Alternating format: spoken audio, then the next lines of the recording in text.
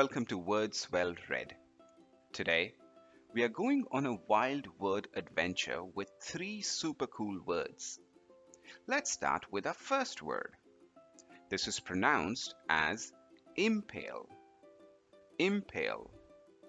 It's a verb that means to stick something with a pointy object so it stays put. The pronunciation might try to trick you, but don't worry, we have got you covered. Imagine you're a knight fighting a dragon and you have to impale the dragon to save the kingdom. Let's practice together. Impale, impale, impale. Here is a sentence example. You can impale a marshmallow on a stick and roast it over the campfire. Next, we have this word which is pronounced as buffet. Buffet. Or you can also say buffet. Buffet. Instead of saying buffet, you can say buffet or buffet.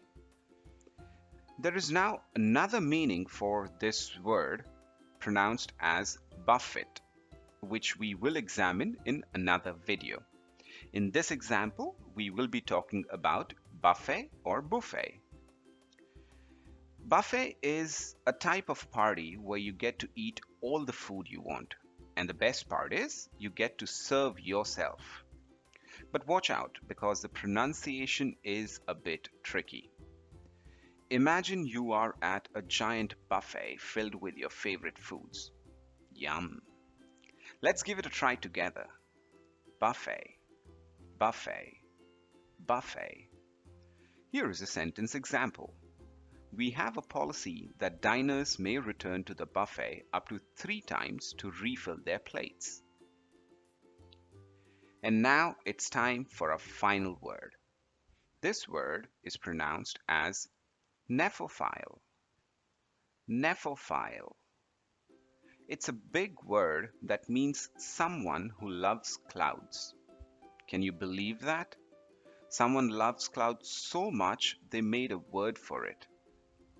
Imagine you're a Nephophile and you get to float on clouds all day long. How cool is that? Let's practice together.